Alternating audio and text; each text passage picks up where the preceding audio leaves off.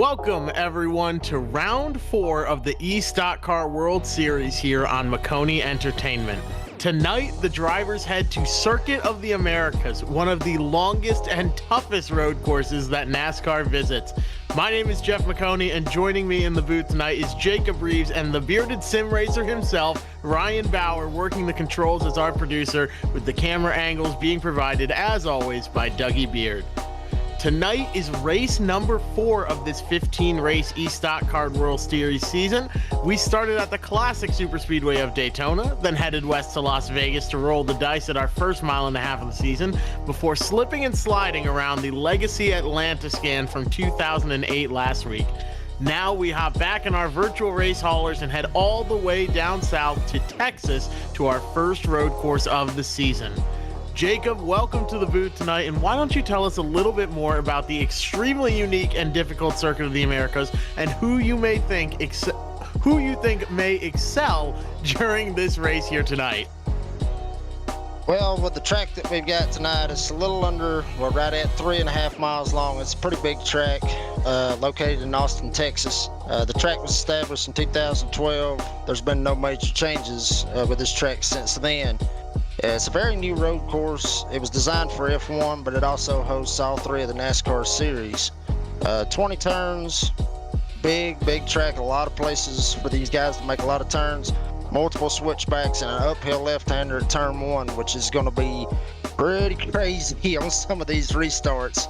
And it's also with a seating capacity of 150,000 spectators, which is a lot of people, Jeff. A lot of people can fit around here, but partially because this track is just so big. You can see on the track map from a second ago, it just goes on and on and on, back and forth, snaking all the way down with these super long straightaways. But we have 25 laps here tonight, 1 fast repair, and 3 sets of tires on a fixed setup with 65% fuel. I think that they're going to be making just 1 pit stop here tonight, while the winner will be making only 1 pit stop here tonight, but others may choose to make it over the course of 2 pit stops, or they'll have to pit and repair damage because it is so easy to just go sliding right off of this course here. You make 1 small mistake, you overdrive 1 corner and you are gone, or you collide with another driver, because there are a lot of occasions at this track where you're coming to the end of a long straightaway and it's just a dead stop 90-degree turn that you have to hit, and that's very difficult for these drivers to do. So, and like we mentioned, the uphill left-hander right at the start is one of the most difficult turns, I would say, at any road course that a stock car visits, because these cars are big, they're heavy, and they just do not like being thrown around like that, especially uphill on the brakes. It can get very messy very quickly. Yes, it can. It can get very messy, and right now we see with Blake Reynolds right now, he's about 3 seconds faster than the 77. And Paul Hamas is sitting here running 3rd right there with the 77. And also you got Connor Berry back there in the 5th position. And he's had a pretty good season this season, but I mean, they're going to be chasing Blake Reynolds, I believe, for this whole 25-lap race. Blake Reynolds had a really strong run last week at Atlanta. He fought his way all the way up from the back to the front. This week he's saying, well, I'm just going to start at the front and hopefully stay there. He's got 3 seconds over second place right now.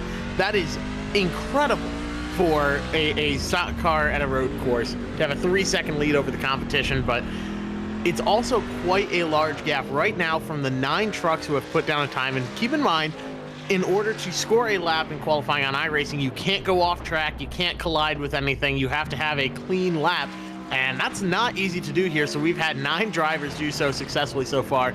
There's a 16-second gap from 1st to 9th, and there's a total of 20 drivers out here trying to put down laps and make a run here. I think there might be some drivers who just start and park. They know they're not going to be able to compete, so they don't want to risk taking out anybody else. That's honestly a viable option. If you show up, you'll score points. But right now you have Troy Neeson, who just put down a lap and is going into that uphill left-hander in turn 1 right there. He is gonna smoke the tires a little bit and make the corner. Next, you have these long S's, which just feel like forever when you're taking them at about 80 to 110 miles an hour like you are in these trucks. The qualifying has wrapped up, And Blake Reynolds is going to be on the pole with a 2:19.271, followed by Sam Brochu, who put down a scalding lap right there at the end to take away second place from Paul Mikologic. I'm going to nail that tonight, I promise. But Sam Brochu in second, then Paul in the 77 in third. Barrett Polhemus is in fourth with a 2:22.32.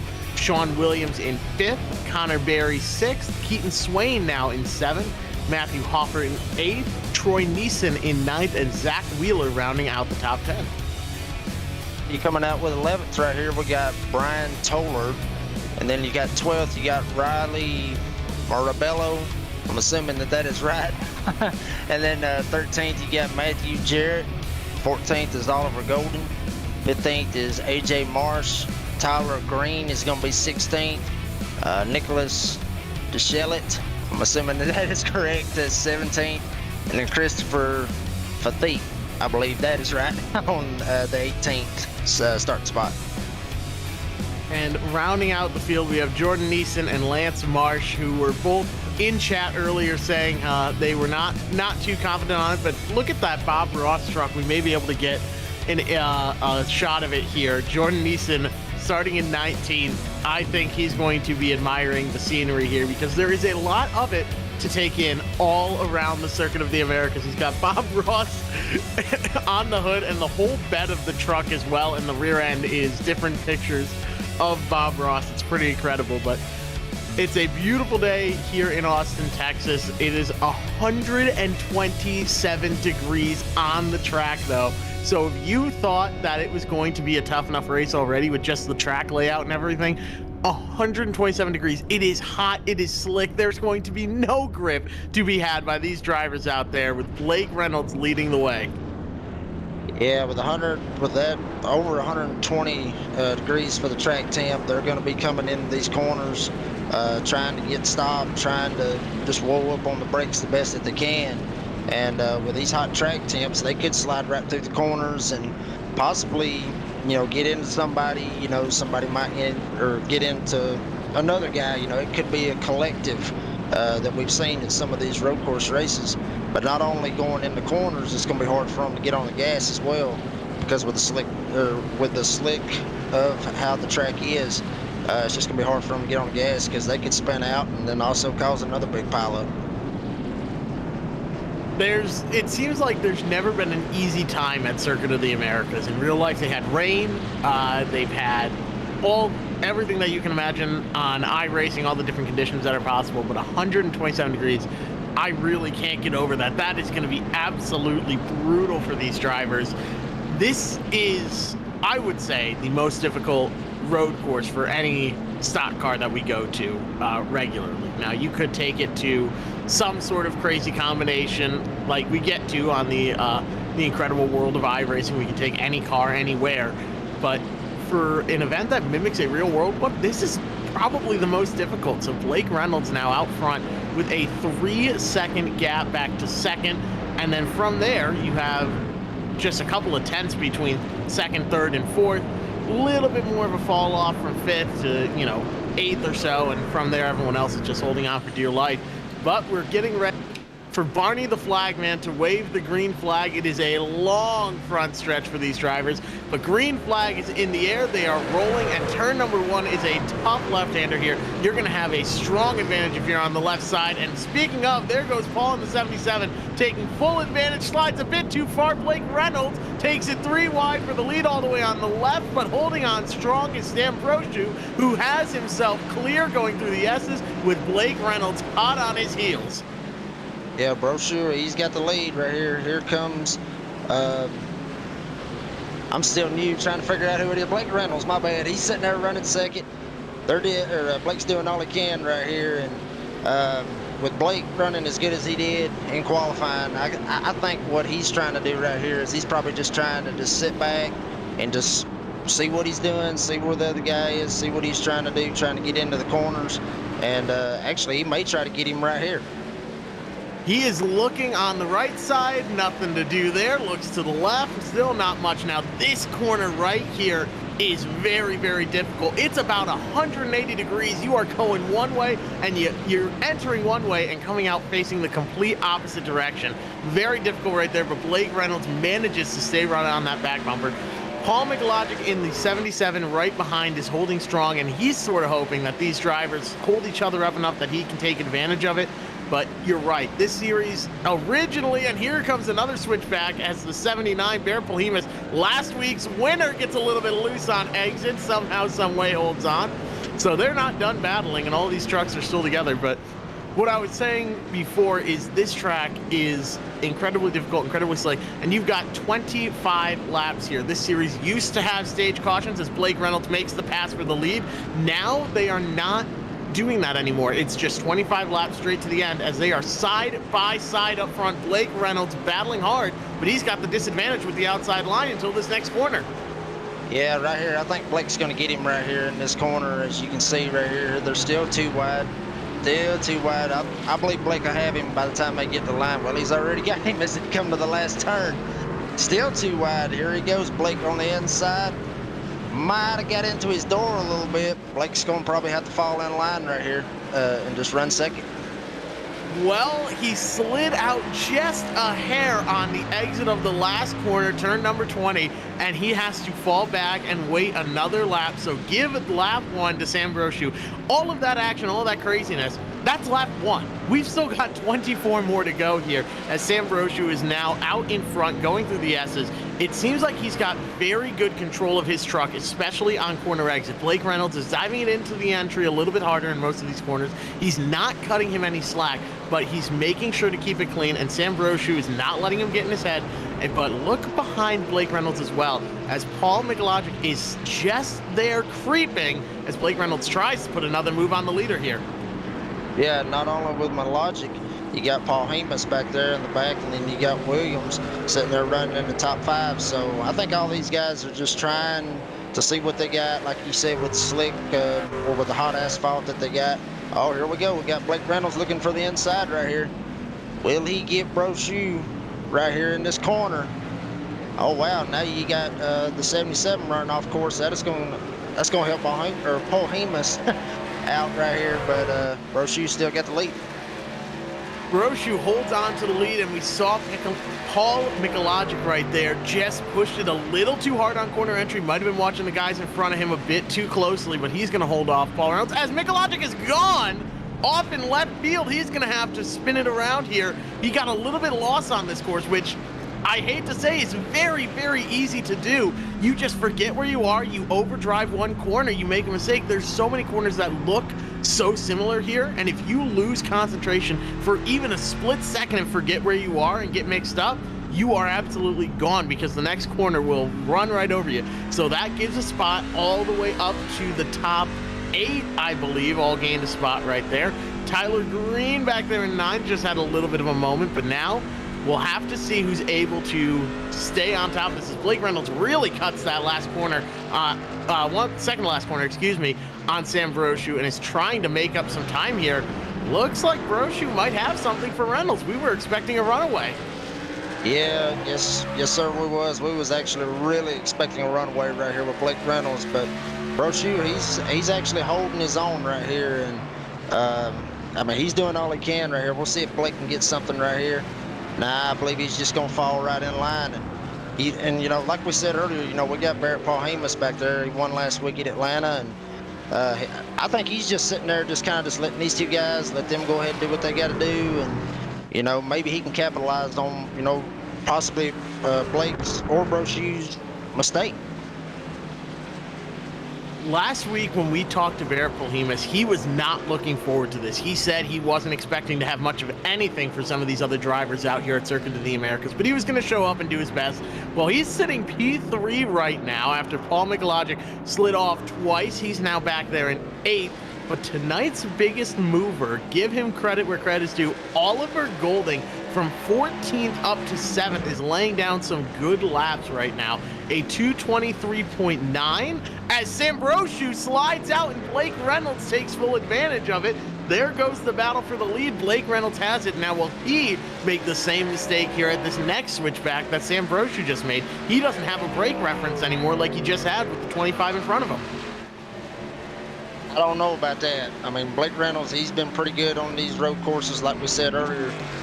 He is the man with the plan right here, running Lowe's truck, and I think he's probably going to run away with it. I mean, it'd be nice, you know, to have a good race for the lead and race for the win up here, but I think it might be all she wrote now. Well, he's in that very bright yellow Love's truck, and Love's headquarters, I just Googled it, is just up the road in Oklahoma City, Oklahoma. So he's got the hometown track going. I believe this is his hometown track as well, so he might have some races under his belt here.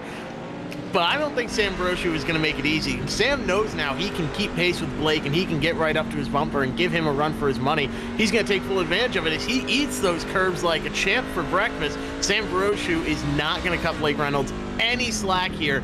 He had the lead for a while, he lost it, and he wants it back. That's 3 laps completed here with still over 20 to go. This is going to be a very exciting race. Yeah, I believe it's going to be a very exciting race. This place, it produces some exciting finishes. I mean, if anybody that's followed NASCAR knows, you know, what happened last year with Ross Chastain and everything. And, you know, I still don't think, you know, that it's over yet. See, we got Swain right here. He just took another spot, so put him up to 5th, and he's going to try to chase down Connor Berry. And Blake Reynolds, he's rolling, but I'm going to tell you right now, Brochu, he knows, he kind of knows what's going on right here. He's one of them guys that we didn't talk about coming into this race, but I think he may have something for him. I hope he does.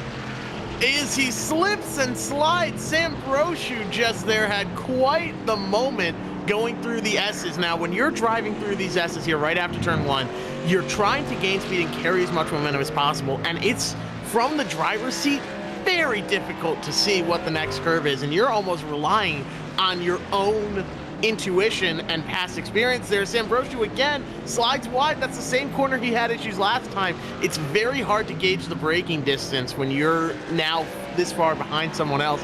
But right then and there, you saw Sam Brochu slide through a little bit. But as I was saying with the S's, when you're going through them, it's very difficult to see it from the driver's seat with the big hood in front of you and sitting so low in a stock car seat. You're just relying on your intuition, so it's very easy to slide out as Blake Reynolds is nailing these corners, but not really pulling away from Sam Brochu. As we take a look back at the battle back here for roughly the 3rd or 4th area, I believe that may be 84, excuse me. They are battling for 11th. That is him and Zach Wheeler about to go door to door and doing battle.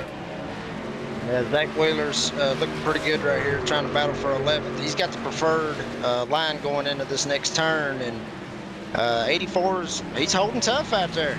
It looks like 84 is going to be able to get it right here unless he blows the corner, and we've seen a couple of them already blow that corner right there, so it's good to see that the 84 can hold him off right here. So a lot of good battling going on right now. The 84 has just slipped around the 20 recently. They were battling very hard. So now the big thing that we're seeing, as there was almost contact right there, the biggest thing that we are seeing is mental mistakes by these drivers, and it's so easy to do over a 20-turn racetrack. You see it right there. The 70 of Oliver Golding, tonight's biggest mover from 14th up to 7th, just slid out wide. That opens the door for the 77 of Paul Mikologic, who started in 3rd to make a pass, but now side by side going into turn number 1. Oliver Golding is going to hold strong. So not only is it about mental mistakes, because it seems like at this point they are inevitable, it's about how you correct them and overcome them. And you see that 70 is just sliding sideways through the S's, pushing this truck for everything it's worth, a bit of a bobble, holding on somehow, some way to 7th place.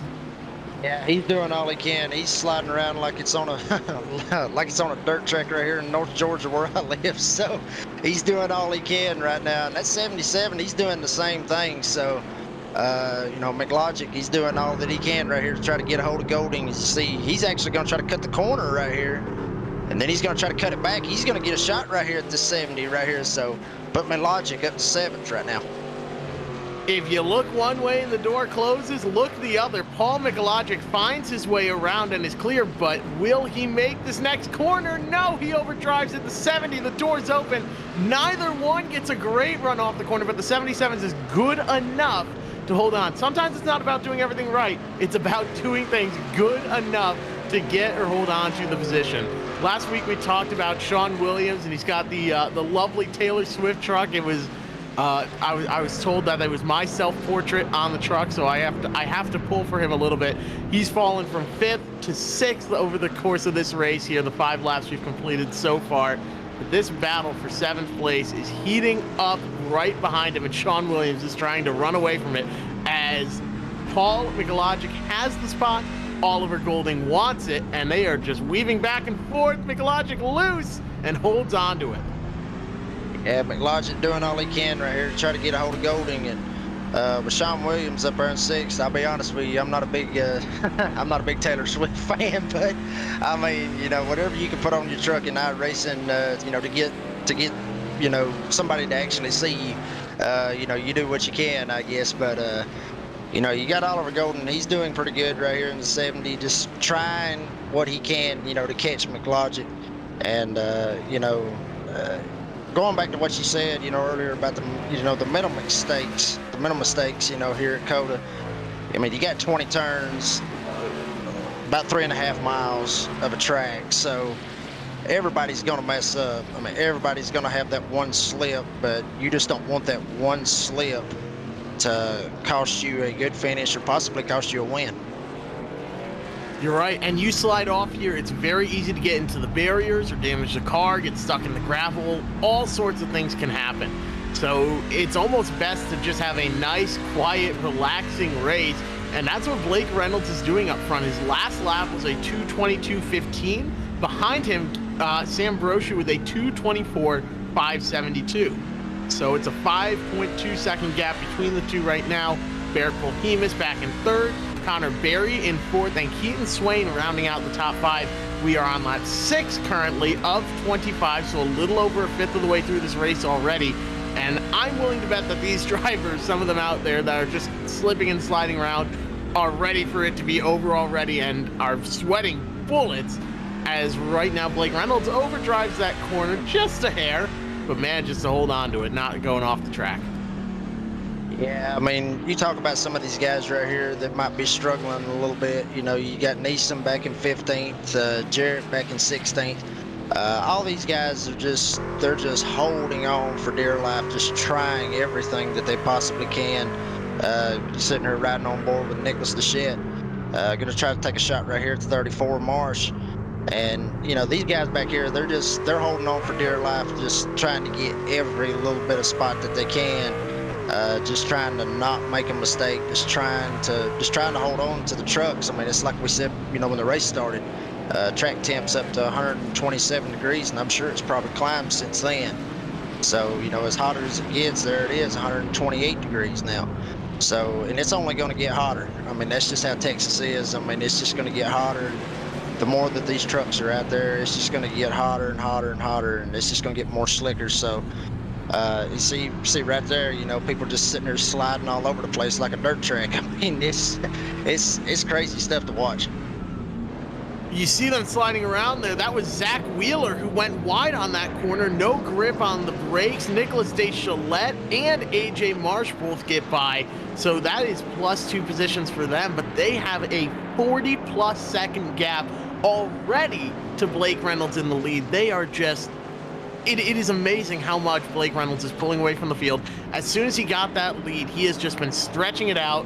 It seems like he's just on a walk in the park out there. And if memory serves me correctly, the last time the trucks were at Circuit of the Americas, it was Zane Smith in a Front Row Motorsports truck that won it, correct? Or was that 2 years ago?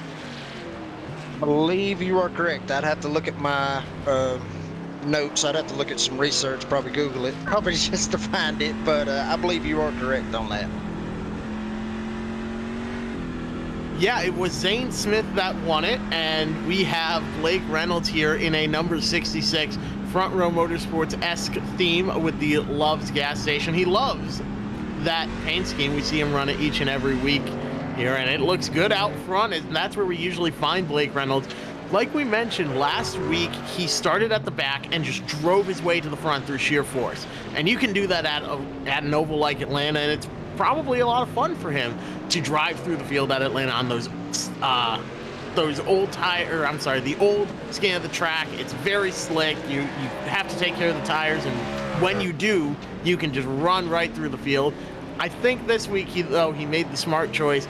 Start at the front, stay at the front is his strategy. As Barrett Polhemus now back in third is also looking to have himself a good race, but we see another battle here brewing with Oliver Golding, who's just lost another position after gaining the most of anybody else to Riley Marabello, who slides wide right there, but the 70's not able to capitalize, who slides himself, somehow keeps it pointed in the right direction. As you can tell, these old tires now are starting to get very, very slick. These drivers are not having a lot of fun when they are just sliding around. I think what we may see here is in the next lap or two, some people may choose to come down pit road and get 4 fresh tires. The time you lose on pit road may be better to eat now than driving out and risking wrecking the car on those older tires. Just even 4 or 5 laps will make a big difference. So you can pit on laps 8 and 16, or you can just pit on lap 12 or 13, depending on what you want to do with your strategy. If you're Blake Reynolds, you're comfortable out front. I would say you're going to stay out there as Blake Reynolds gets around the lap car of Brian Toller, who was off the track. But if you're 10, 15 seconds away, sort of on an island from anyone around you, sure, come down, take 2 pit stops. Or if you're really far back, only take 1 and just make sure that you keep the car on track and try and gain some positions in time that way. A lot of different ways you can slice this race. I wouldn't be surprised if we saw some 2 pit stop strategy, though, compared to just 1. Yeah, I wouldn't be surprised at that at all. And you talking about Blake Reynolds when he just went past Toller right then, to put him a lap down. I know there might be, a very short field of trucks, but with some of these guys that's sitting here struggling and just trying to hang on to their trucks, that could play into a factor for Reynolds, because Reynolds is going to have to get by some of these guys. You see the 89 right here getting loose. Oh, man, yeah. Wow, 77 just barely got by him. And we've seen that 77 blow that corner right there a couple of times, so it's pretty good for him to hold on to it. But going back, to what I was saying about the lap cars, with Blake Reynolds, he's still got to get by those guys. He's still got to keep that gap, over second place. So he's still got to get by them. Like I said, they're struggling, so that might play into a factor, coming to the end of this race. I hope it doesn't, but you never know. We will have to see. And speaking of factors playing into the end of this race, Sam Brochu in second place has decided to retire his truck. Just out of nowhere, decided that he was not going to continue the race. So we went and looked for a wreck for him and weren't able to find anything. It seems like he had some left front damage, probably from catching a curb. It's very easy to do, to damage the front end. You can actually see a little bit of damage on the front end of Blake Reynolds' truck, because he, I believe, hit a curb here, and that just tears the front end of the truck up. It's not going to damage your speed or hurt you too badly, but it does cosmetically look rough.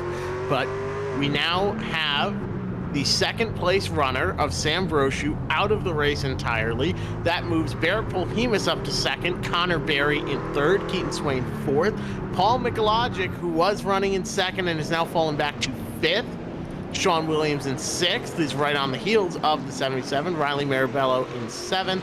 In eighth, Oliver Golding, and ninth, Tyler Green. Matthew Hoffert rounding out the top 10 after on lap 9 of 25, with Blake Reynolds now in the lead by 18 seconds with a spinning lap car in front of him. Blake Reynolds dodges Christopher Fathke and comes out clean on the other side. Very close call right there, though, for our leader.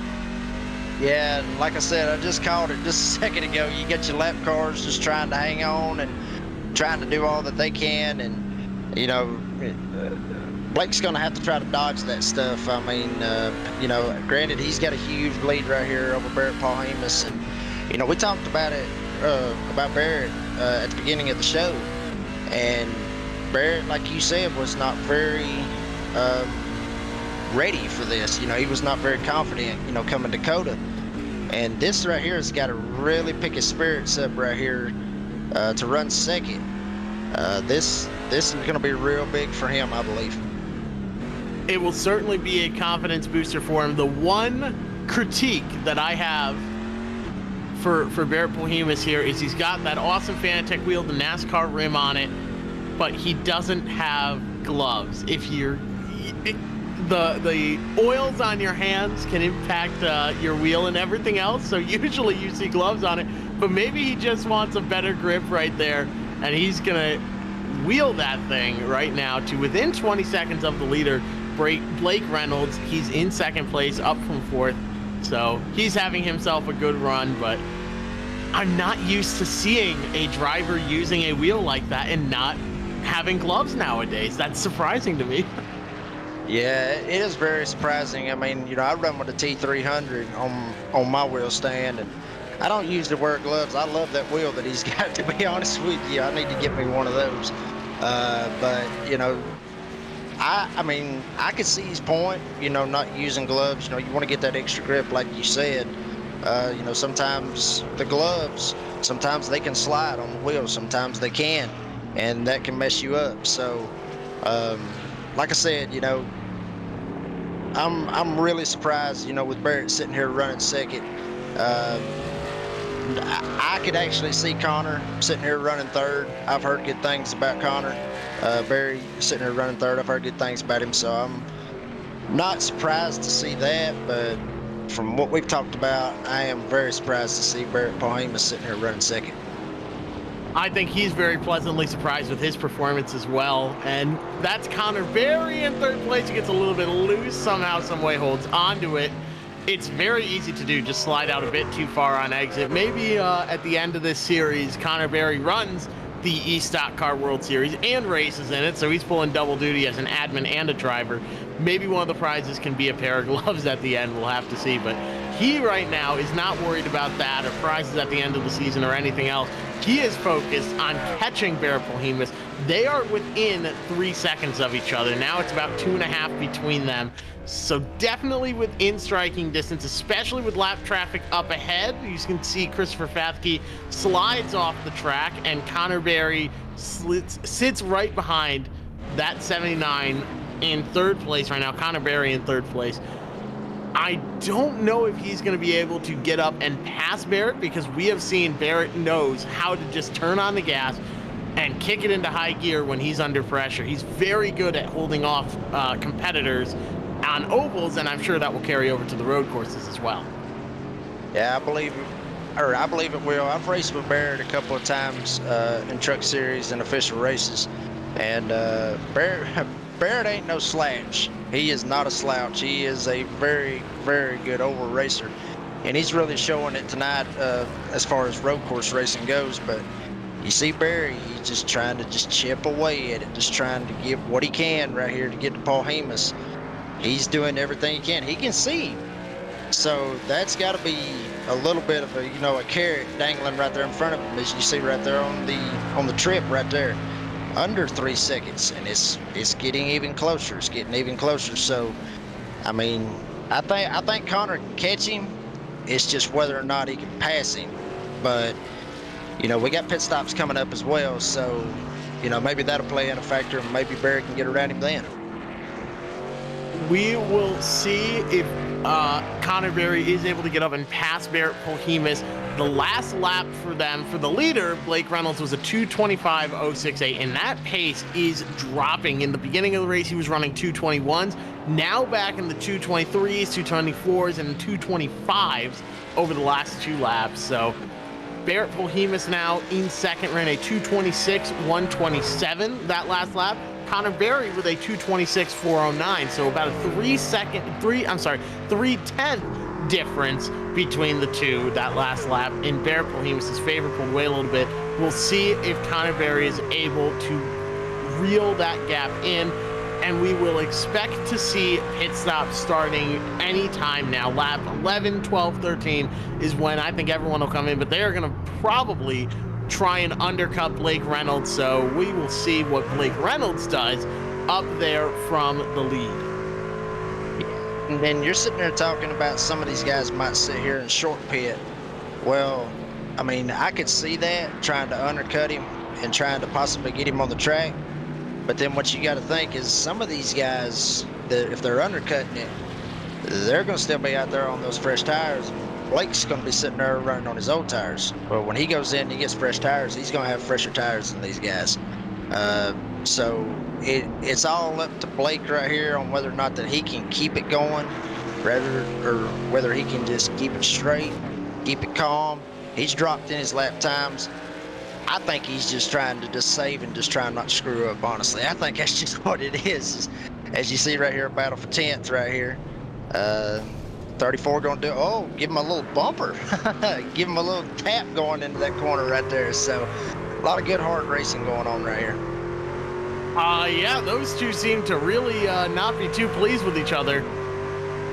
Right there is AJ Marsh, and he is battling with Nicholas Deschalette, and that is for the 11th position. Now, keep in mind, Nicholas Deschalette is one of the admins for this series, so you have to be careful in the pick and choose your battles wisely, Mr. AJ Marsh, as he gets around and gets clear of Deschalette, and he is going to take over the position. At the start of the lap, AJ Marsh had it, and Nicholas Deschalette was attacking, so at the end of it all, AJ Marsh is able to do it, but Connor Berry has hit pit road. He kicks off the cycle, and I think that's a really smart move because he wants to get in front of Barrett Polhemus. He's going to be able to pull a little bit of time here. It doesn't matter as much here, one lap, or I'm sorry, it matters a lot here, one lap on those old tires versus the new ones, but once you get the the new tires on there, and you're running them for a while after 10-15 laps, the one lap difference doesn't matter. But right now, Connor Berry will definitely have the advantage, and if I'm Barrett Polhemus, I need to pit right now. As soon as you get to the start-finish line, pit this lap, get 4 fresh tires, and make sure you have a really good pit entry. For Blake Reynolds, it doesn't really matter. He's got 22 seconds out the front, but when it was a 2-3 second gap between Barrett Polhemus and Connor Berry, that's about a lap. So if Barrett doesn't pit this time, he probably will fall victim to Connor Berry if he doesn't already. Yeah, Barrett really needs to go in right here. You know, with Berry going in right there, that pretty much has to make Polhemus just go ahead and pit, get his 4 fresh tires. That way he can stay on even key with Connor Berry. And it's like you said, if he doesn't pit right here, maybe he knows something we don't know. Maybe he knows something in his driving strategy that we don't know about Barrett Polhemus. But if I'm Barrett Polhemus, I'm pitting right now. As Barrett Polhemus gets a little bit loose right there, holds on to the truck, but that was close. You can tell these old tires are taking their toll. I'm excited to see what his decision is here, as he is going to come down pit road. Maybe he's listening to the broadcast. Watch those tires. It was a very close call.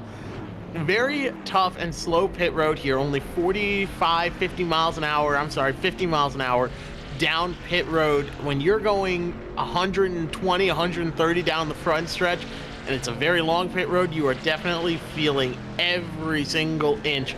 50 miles an hour does not feel like much. Now let's keep an eye on Connor Berry as well, because that's who he's racing, and when they're both going uphill, we'll have to see who has the advantage on exit. Blake Reynolds out front cruising, decided to stay out, and now coming down the front stretch, Connor Berry is just past the line, coming to the uphill portion. Will he get the jump on Barrett Polhemus? He does. Put Connor Berry out in front by just a little bit. It's going to be a close battle, but Connor Berry pushed it a bit hard through the corner in turn 1. Almost lost control, smoked the tires, but will now jump into second place. Barrett Polhemus in third. That shakeup will be huge for Connor Berry because he doesn't have to make the pass on track now. He got to make it on pit road. Yeah, he got to make it on pit road, and that's going to really help him out. But it's like I've said before, I've raced with Barrett, and Barrett's not going to be scared to stick his nose in there and stick his nose where it needs to go. and try to make the pass. So I like, I like the chances, for Barrett. Might be a little bit of a sentimental just because I've raced against him and I haven't against Connor. But you see right here with the replay, here comes Connor right here, just coming across the line, coming up to turn 1. And yeah, it looks like he kind of might have slid a little bit wide. He might have tried to help Barrett out, that way he could get out of the pits. That way he didn't try to crowd him. So, good man for Connor to do that. But it's gonna be a wild finish between these two guys right here. I can't wait to see it. It certainly is, and Blake Reynolds needs to not make a mistake here as he comes down pit road at halfway, so he's going to be happy and comfortable. He knows exactly how his tires are going to fall off because he's run exactly half the race on them. Now Bear Polhemus is still right behind Connor Berry. That's going to be the battle to watch for second place as everything cycles out. You could see Keaton Swain, Paul Mikologic lead a lap here. It all depends on how it pans out. A couple drivers have retired from the race so far. Most recently was Riley Marabello. Jordan Neeson is in the race, but in the pits for the past couple laps. Sam Brochu, as mentioned earlier, retired. Brian Toller has retired. Matthew Jarrett is also in the pits and waiting, and Lance Marsh has retired from the race. We have 13, 14 drivers, call it, on track. 16 still in the cars of the 20 that started. But their leader, Blake Reynolds, has been very strong as we see Keaton Swain now come down pit road, Paul Mikologic come down pit road, Sean Williams hits the pits, and Oliver Golding is the last man sort of standing out there with heavy damage on his truck. That 70 does not look fun to drive with very severe rear end damage. Yeah, and that rear end damage is going to really hurt him too. I mean, it being a road course, the aero might play into a factor, but with the rear end jacked up on these trucks, just that little bit of damage can affect you aero wise trying to go through some of these turns.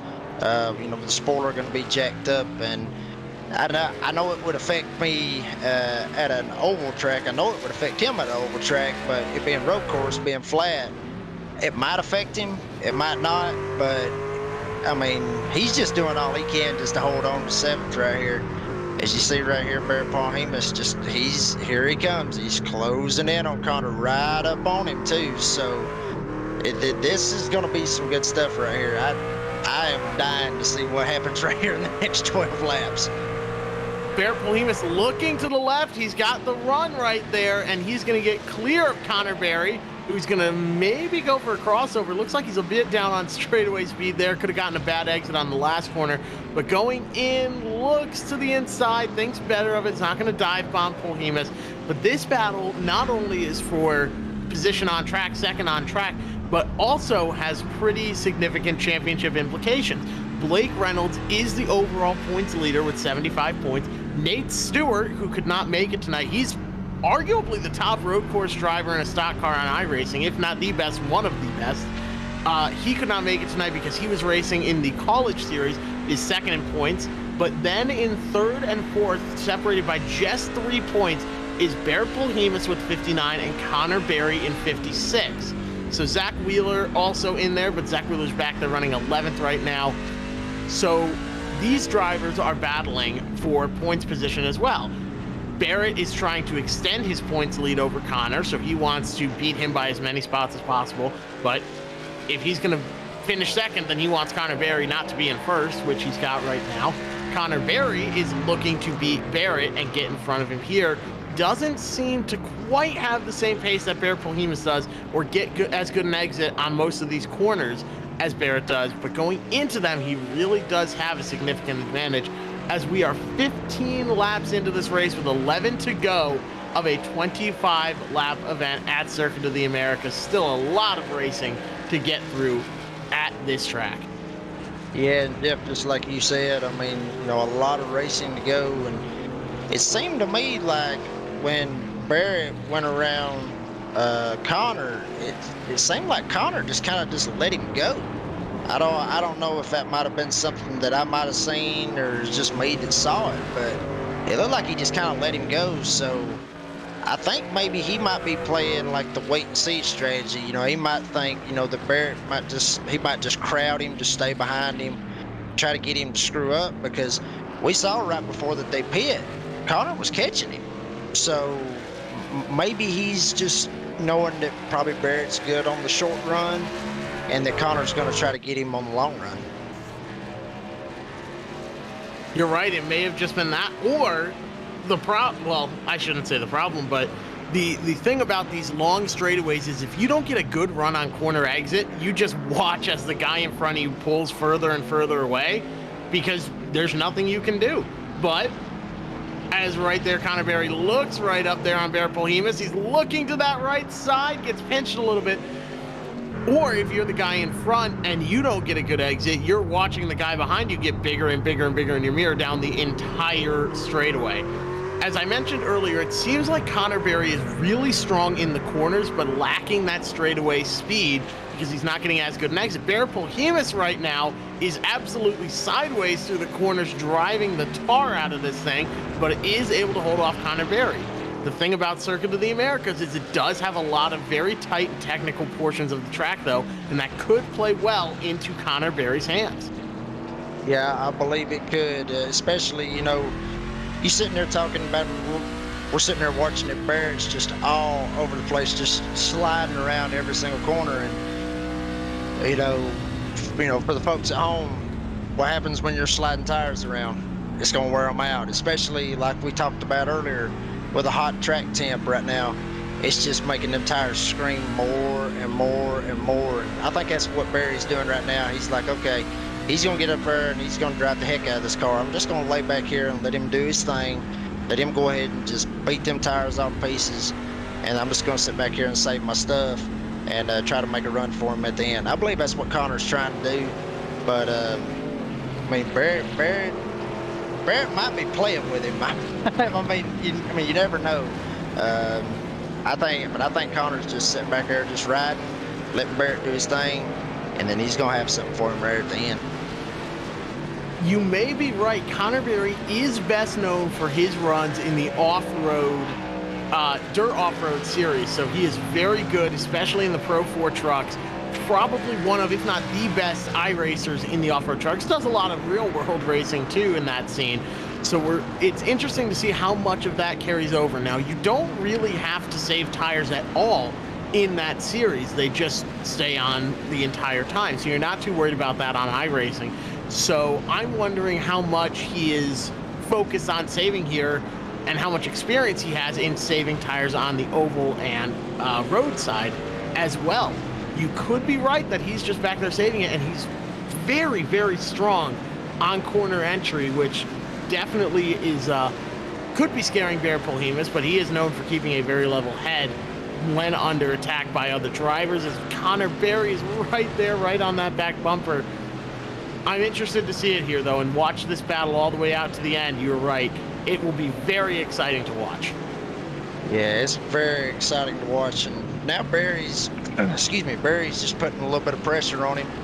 I think he might be trying to see, you know, if he can make a mistake, or see if he can get Barrett to make a mistake, and just try to do what he can. As you see, he's just right up on him. I mean, you couldn't fit a piece of paper between them a while ago. That's how close it was. I mean, if Barrett would have just made one little slip right there, Connor would have had him, you know, he would have had him jacked up and had him spun around. But Connor's racing him very respectively. As you see right here, he takes a little bit of a high move and just follows him right through the corner. So he's putting the pressure on Barrett right now. I think Barrett, with him sliding around a lot earlier,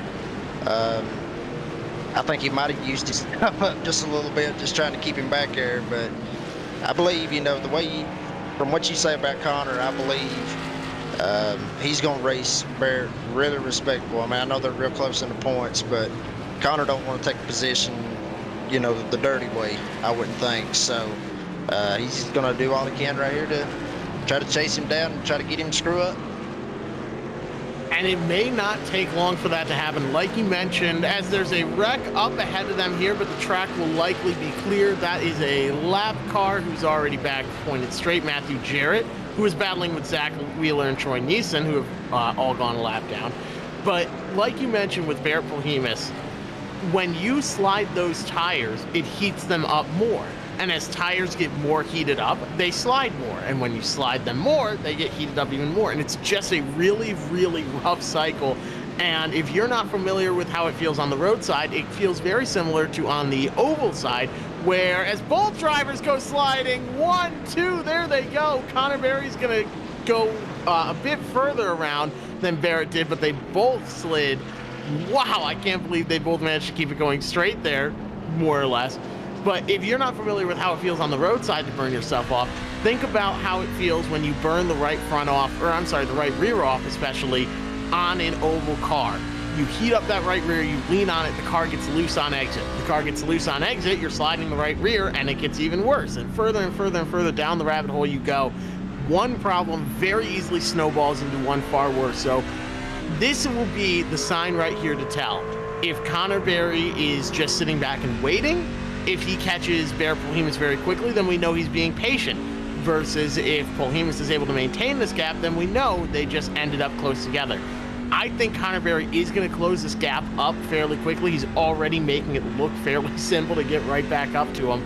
But up front, not to neglect Blake Reynolds or think we don't, hopefully he doesn't think we don't care about him, but he's got a 35-second lead on second place right now. Second and third have been battling with each other, and we've been watching that very closely. But 35 seconds out the front for Blake Reynolds. As soon as he got around the 25 of Sam Brochu, he's just been on cruise control. He's having himself a nice little time up there in his Love's truck, and he is just cruising his way to a victory. If nothing major changes, it's going to be very difficult to overcome a 35-second gap in 8 laps.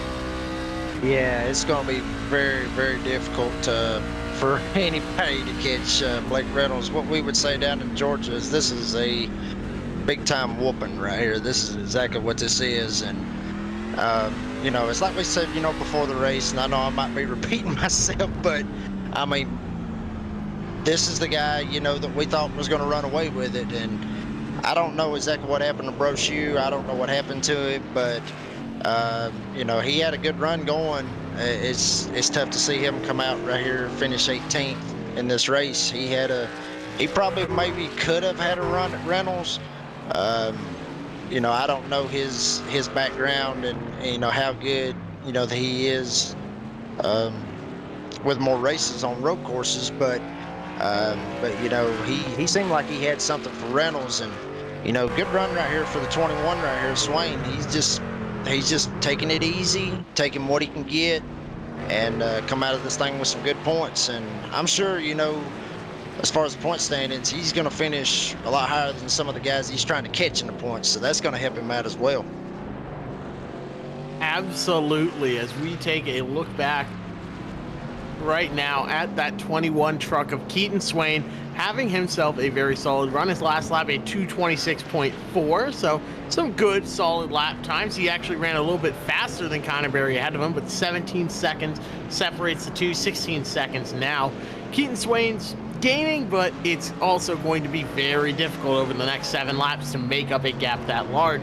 Connor Berry, though, I may have been wrong earlier because he's not really closing that gap up on Barrett Polhemus in front of him. The last lap by Connor Berry, a 2:23.876. Barrett Polhemus, though, 2:24.523. So 7/10 gain right there is cutting into that lead, but he'll be able to catch him. We talked about earlier, you can catch someone, but can you pass them? Those are two very different things, and one is a lot more difficult than the other.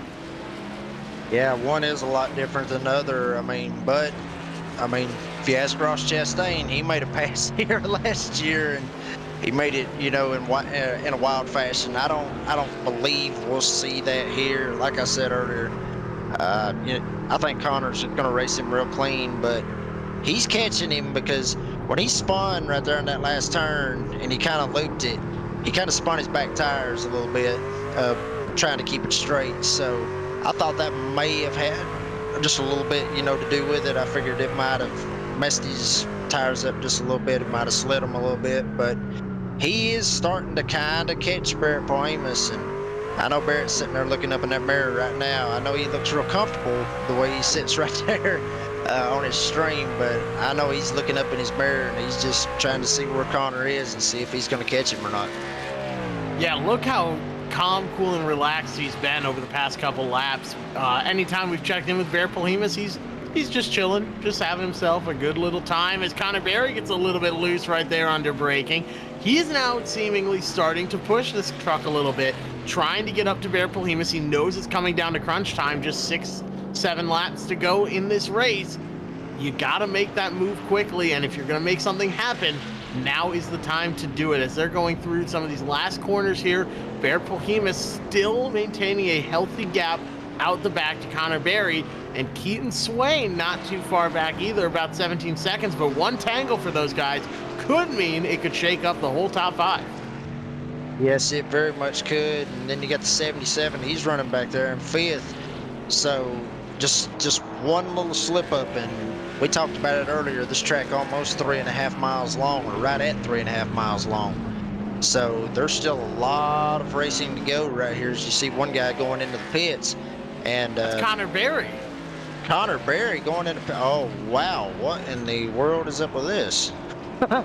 maybe he's trying to pull some kind of strategy. Maybe he's trying to do something that we don't know. I guess. I mean, I thought he was good, but maybe he's trying to. Maybe he thinks he's a little bit faster, you know, with the better tires. Maybe he thinks that he can have a shot to catch up with Barrett. But I think I don't know. I think he might have messed up on that one right there.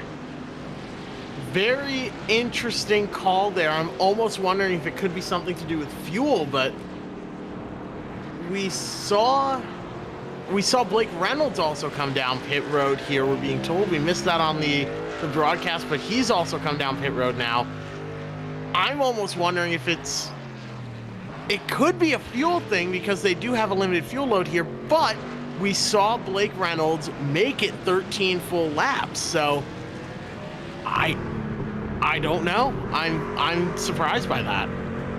Yeah, I'm very surprised by that, but as you can see right here, you can see Connor, he's just trying to find, you know, a clean way to try to get around the 77. You know, he's faster. He's almost gets into him. It might have got into him a little bit. So it's crazy, you know, that Connor's just gonna sit right here and he's gonna take the spot right here. But that right there will show you what old tires is against newer tires right here, just how much he's going to gain right here. Is he's going to dive right here, and he's going to take it, no chance for the 77. So put Connor up to 4th, and yeah, like you said, you know, I completely forgot about the fuel mileage thing, about how much max fuel they have. So that could play into a factor right here. And I mean, I don't know. He may have played the right call. Barrett may have to pit here in a little bit.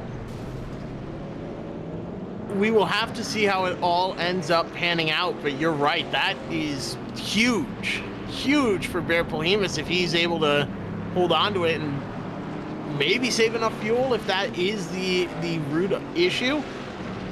I'm still trying to work my magic behind the scenes here. I've done a lot of analyst work in the past, and I'm trying to figure out what we could be missing here. That is the reason behind this. I don't know. Blake Reynolds had a very healthy lead, and he still does, of now 12 seconds over Barrett Polhemus, but this is something else.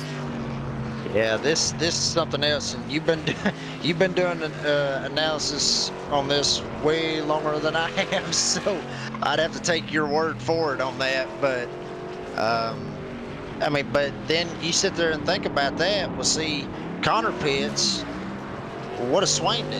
You know, is Swain good on fuel?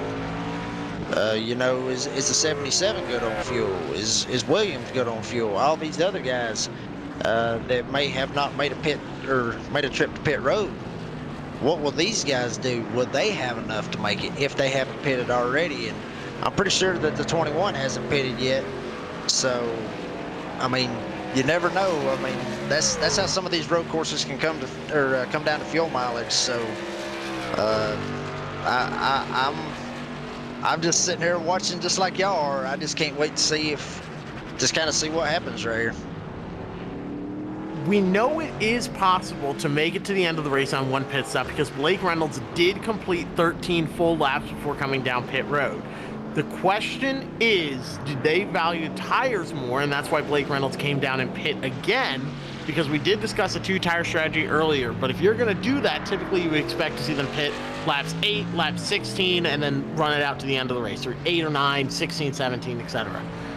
So they did have enough fuel. It is possible to make it to the end, unless something drastically changed, which not really. The track's actually getting cooler. The track's cooled significantly down to 112 degrees. I'm just not seeing it. I see it for Blake Reynolds because you're out front by so much. You can pit and still keep the lead. You might as well come down and get fresh tires. I'm not seeing the advantage, though, for Connor Berry, who was at worst going to finish 3rd place, which is not a bad place to finish at all. It gives Barrett Polhemus 2nd place. As we see someone else come down pit road, that's Oliver Golding has now pitted from 11th, so that makes a bit of sense. He was a lap down. You might as well come in. I'm struggling to see the advantage for Connor Berry. I could be wrong, and if he comes out of this with 2nd place, then all the power to him, but it's quite the gamble to throw away a guaranteed 3rd place possibility of 2nd place to now have hopefully 3rd place, possibly 3rd place, and probably roughly guaranteed 4th place. Yeah, it's very hard to swallow, especially, you know, with how tight those points are with Polhemus. I mean, if Barry sits here and he gets 4th and Polhemus gets 2nd, that's extra points for Barry, and that just helps him move up. It just helps him just widen that gap between him and Barry. So, I mean, I'm like you. I'm still puzzled by that pit stop. It's like you said, maybe they value the tires. Maybe he values the tires over old tires. Maybe that's what it was. So I'm still lost for words for that. Well, if his goal was to get us talking about him, Connor Berry did a great job of it, as now he's in 4th place, gaining on Keaton Swain. He's pulling about 4 or 5 seconds a lap on those fresher tires, so he will likely get around him for 3rd. Possibly, probably not for 2nd place, unless Barrett Polhemus makes a mistake. Blake Reynolds maintains the lead and continues to pull away.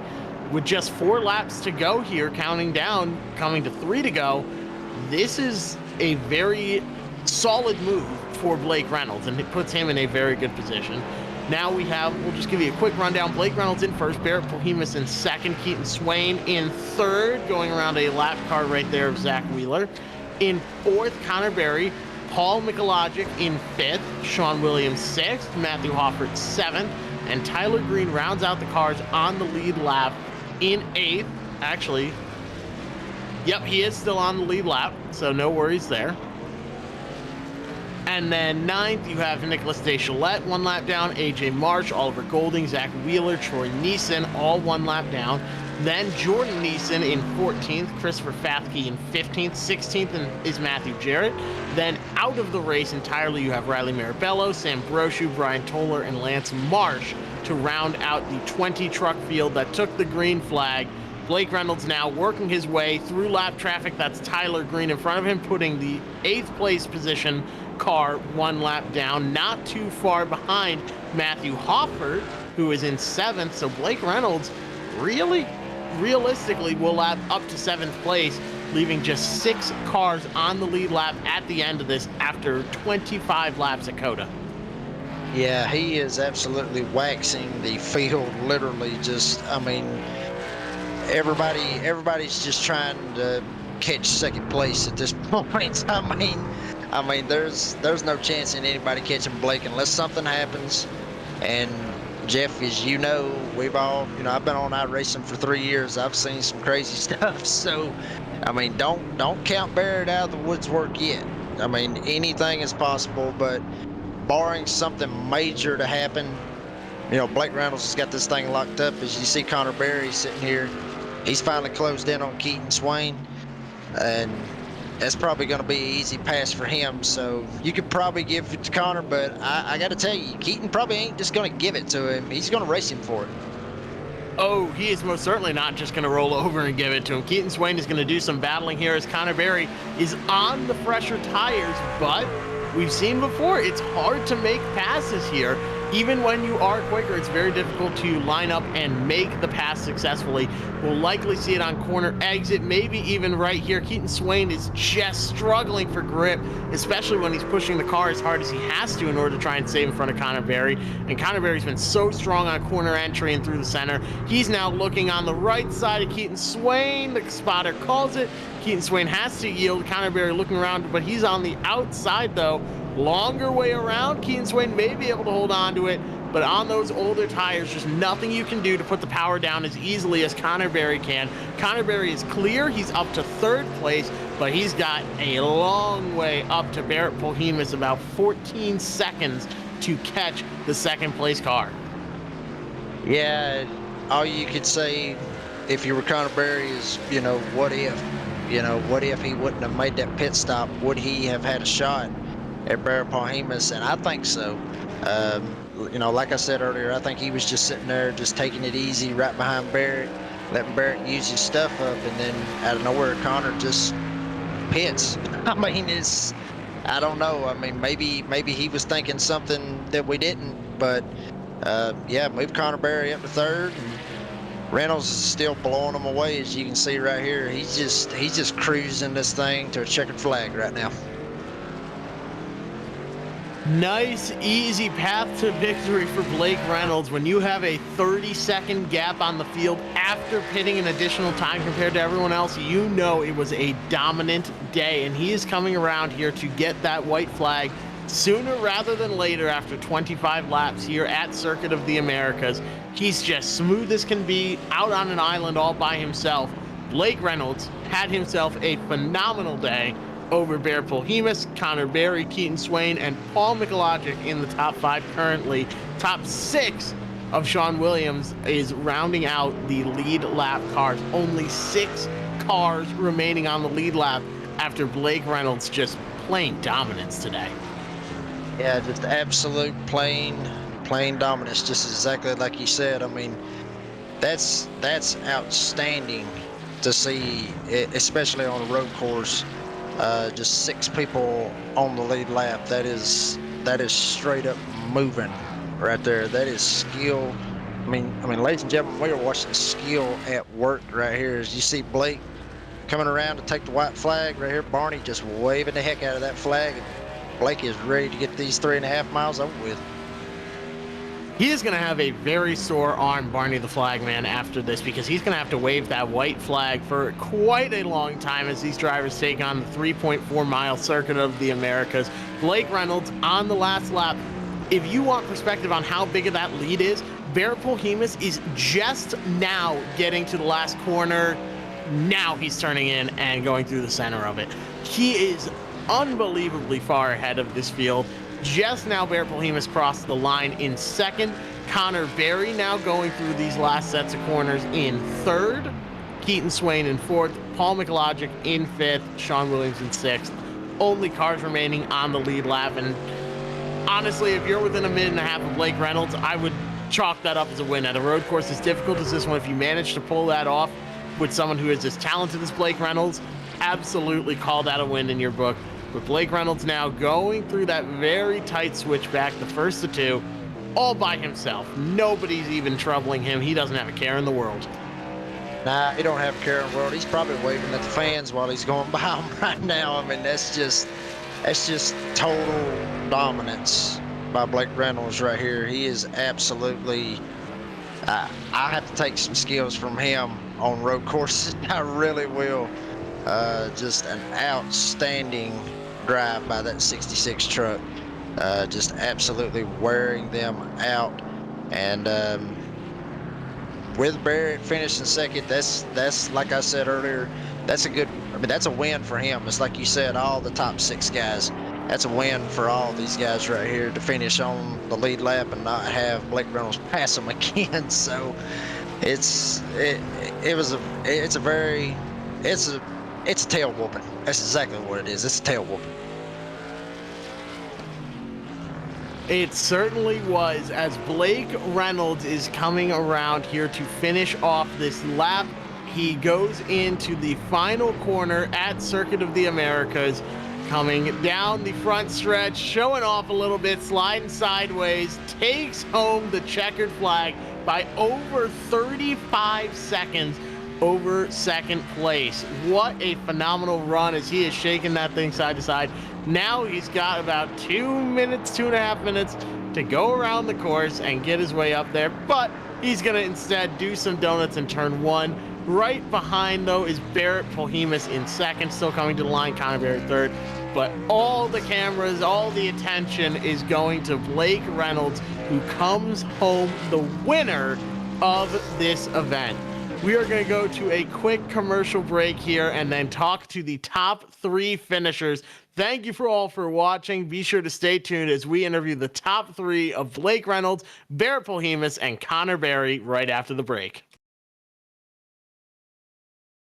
When you want to be the best, you can't settle for the rest. For anything on iRacing, there's just one name you need: Maconi. With the launch of Maconi Entertainment and Maconi Competizone alongside Maconi Setup Shop, we now provide the best of the best in setups, paint schemes, coaching, broadcasting, and event organization.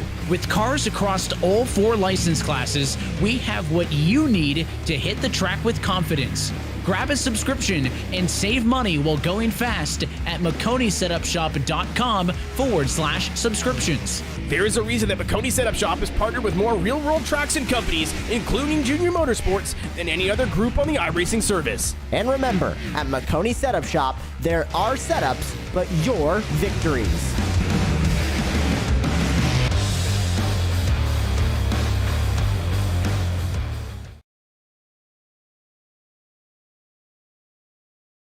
Welcome back here as we had a dominant run by Blake Reynolds taking home the win. Barrett Polhemus in second, 40.2 seconds back. Connor Berry in third, Keaton Swain in fourth, the 77 of Paul Mikulajic in fifth, Sean Williams in sixth, Matthew Hopper in seventh. He was the first car 1 lap down. Then Tyler Green in eighth, AJ Marsh ninth, Nicholas Deschalette rounded out the top 10. And you're sitting here in 11th, you got Oliver Golding doing all he can, 1 lap down. He's got Zach Wheeler, 1 lap down, Troy Neeson, 1 lap down. And here's some of the guys that probably really struggled most of the race right here with Jordan Neeson, 8 laps down, Matthew Jarrett finishing 15th, 9 laps down, Christopher Fatheet finishing 12 laps down, Riley Marabello finishing 15 laps down, and Sam Burchou 18 laps down. Only I wish I could ask him what exactly happened to make him finish in 18th. That was pretty rough to see that when he was running up front. Brian Toller finished 19th, and Lance Marsh rounding out the top 20. A great race all around, and we get to talk to our winner tonight, Blake Reynolds. We've got him up here in the booth. Blake, you were just on rails. You were behind Sam Veroshu for the first couple laps there, and once you got around him, you just turned on the jets and left him.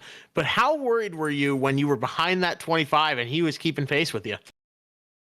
Not too worried. It surprised me. I was like, oh, I got someone to race with here, because when I put down my queue time, I was like, oh boy, like I thought people would be a lot closer. You know, this is my home track, so I take this very seriously. COTA is very serious in my mind and my heart. So, yeah, I put down my queue lap, and then I saw Sam, did a good job in turn 1, and then he was just holding me up perfectly. He did exactly what he had to do. He had 1 slide, and that just let me through. And then I don't know if his tires fell off, but I saw him exit the race somehow. That's kind of unfortunate. I think I was hoping maybe if he had the pace and was able to do the 1 stop, kind of like Barrett did. I had to do the 2 stop and shame the Connor, but it would have been interesting to see if he had stayed in the race. That was going to be my next question, and it leads in perfectly. You pitted after lap 13, and it looked like you were going to be able to make it to the end, but you came in again around lap 20. What was the strategy there in pitting a second time? Was it just you were that far out front, you knew you would maintain the lead, so you might as well have the fresh tires and not risk sliding off? Yeah, that was kind of it. And then also, the first couple laps, I used so little fuel, and then for the rest of the way, it was like, oh, I'm actually using a lot more fuel now.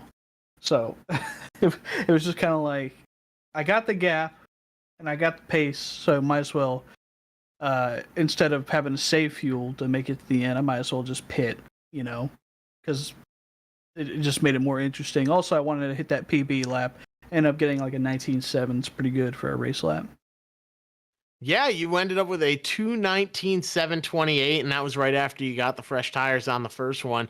You had a really strong run out there. Who do you have to thank? We see the Loves all over the truck, and we looked it up. Their headquarters is just up the road in Oklahoma City. So was this race for them? Sure. That's really just for my friend John. He works for Front Row Motorsports. New to the Coke Series, by the way. It'll be cool to watch them this year, but my friend John, I've known him for years, and he works for Front Row, and he made this truck. So I saw it in training paint, so I was like, you know what? I'll just try to match the number the best I can in the iRacing paint booth, and I did that. And it looks pretty good. It's pretty good branding for the league too. It's becoming my image for this broadcast, so it's good to see there. And then shout out Nitro Circus folks, Dead Zone Racing. I'm sure they helped in some way, shape, or form. They are everywhere. And then y'all for broadcasting. Y'all have done a great job every race so far. Well, we appreciate that. And Blake, thank you for putting on a show for us out there and that beautiful John Dragonetti looking Loves paint scheme. He did an awesome job with a 40-second win. That could be a new record here for the eStockCar World Series. Well, it is a new record for the eStockCar World Series. At our first race, we have Darlington coming up next week. You got any final thoughts on how you're going to prepare for that? Well, I don't know. It's kind of been impromptu every race I've shown up to. If I'm gonna race or not, it's just kind of like, oh, my schedule's clear. I'll guess I'll race for Connor. I've only missed the one race so far, so if I'm available next week, I'm available next week. Love Darlington. Well, we hope to see you out there, but I'm sure some of the competitors maybe are hoping you have something come up. But great job out there this week. Congratulations on the win, and we'll hopefully see you next time. Thank you. And that was Blake Reynolds, who came home with a dominant victory. Jacob, you've caught up with Barrett Polhemus, who brought it home second place tonight. Yeah, Barrett, real good run, finishing second. First off, what was your thoughts for the race? And second, was you actually surprised that you saw Connor pit when he did? I mean, yes and no. I was more surprised that Blake pitted more than anything, but I think that was more just because he had all those gaps, and there's a set of fresh tires in the pits, so why not take him? But I wasn't really that surprised that Connor pit because he pitted a lap before me, and I was already able to make it on fuel, so I didn't have to cover him off. I was a little bit worried to the at the start of that run because it was showing me that I was just a little bit short, like right on the edge, but I saved enough fuel and was able to bring it home. Now going into next week, Darlington is going to be a very, very tough track, and we've all raced on it. That place will beat your tires to death, and it'll also beat your car to death. But finishing second and growing that gap that you got over Connor in the points, what are you looking forward to for Darlington? Being back on an oval and having more of a chance than I did tonight. I still think Blake's gonna put a whooping on us, but I'm hoping it'll be a little bit closer because it's Darlington and it's an oval. But Darlington's real tricky. I've always been average there. I've never been too great at it. Seems like I always burn off one of the right side tires, but it should be a good race regardless. We'll just look to keep it on track, be consistent like we have been, and just maximize as much points as we can. All right. Well, third question I got for you. You got anybody you want to thank? Got any sponsors that you like to thank? Yeah, the Turtle Cove on the truck. Those were my one of my real life sponsors as well. They give me a bunch of cool stuff to wear. My favorite hoodie's right over there. So yeah, yeah, they got a bunch of comfortable clothing and hats that also look really stylish too. So yeah, and then my team owner for iRacing, J.O. Lynch, just let me run his schemes and on his team and with my teammates, which I always love to do. So yeah, just overall solid night. Thanks to all those guys. Looking to hopefully carry this momentum into Darlington next week. Well, as fast as you were here and you won last week, you got second here. That's going to look really good. A lot of momentum going into Darlington. Barrett, appreciate your time and good luck to you next week. Yeah, thank you guys. All right, that was second place, Barrett Polhemus. And Jeff, have you caught up with Connor? Yes, sir. We have Connor Berry up in the booth. Connor, you had the different pit strategy from Barrett Polhemus. We talked to Blake about it. We talked to Barrett about it. So I want to talk to you about it. What was the strategy with pitting there on lap 20 with the 5-6 laps remaining to the end? I'm not too sure. I was kind of just trying to pit whenever I felt like I should have. So I pitted on lap 13, I think, and I thought that I would be good, but I ended up being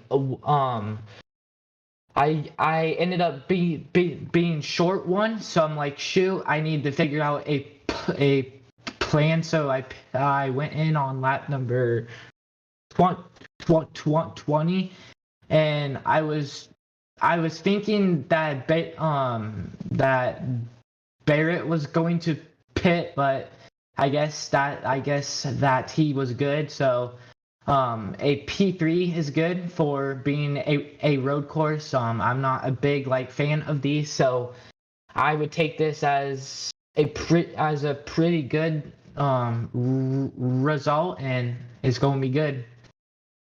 You're right. I mean, you've had a couple rough runs so far this season. The luck hasn't gone your way, but everything sort of clicked and came together tonight. We've got Darlington next week. What are your thoughts going into a very difficult oval now?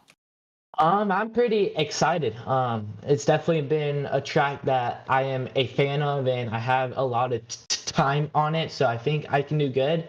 I mean, obviously, Blake is fast, so I think a win is going to be hard, but I'm going to try and just hope that it works out. Well, we will have to see how it all works out, and you can catch that action next Tuesday night. Connor, before we let you go, who do you have to thank for this third place run tonight? Sure, I want to give a big thanks to CBR, General Tire, and all of you guys for this stream. Well, we appreciate the kind words there, Connor. Great job with a third place run here tonight, and hopefully we'll talk to you in the booth here again next week. Sounds good. That was third place Connor Berry after 25 laps of battle here at Circuit of the Americas. It comes out with Blake Reynolds on top, Barrett Polhemus in second, Connor Berry third, with Keaton Swain, Paul Michalogic, and Sean Williams rounding out the top six. And those were the only cars remaining on the lead lap. 7th through 20th were all at least one lap down, which is just absolute domination for the hometown track, for the hometown kid, Blake Reynolds. Thank you, everyone, for watching this event here tonight. We want to thank tonight's admin team as well as our broadcast partners here at Maconi Entertainment. Calling the action tonight was myself, Jeff Maconi, alongside Jacob Reeves in the booth, with the bearded sim racer himself, Ryan Bauer, producing. Thank you to all of our viewers for tuning in to tonight's racing action, and we hope to see you on January 31st for the next race in the eStockCar World Series at Darlington. You can catch all of the action here on Maconi Entertainment, and also don't miss round 2 of the 2023 Drivers Gauntlet coming up this Saturday night at 7 p.m. at www.twitch.tv/Maconi Entertainment. Stay tuned to the Maconi Entertainment social media pages for all of our upcoming broadcasts so you don't miss a thing. This has been a production of Maconi Entertainment, and we wish you a good night.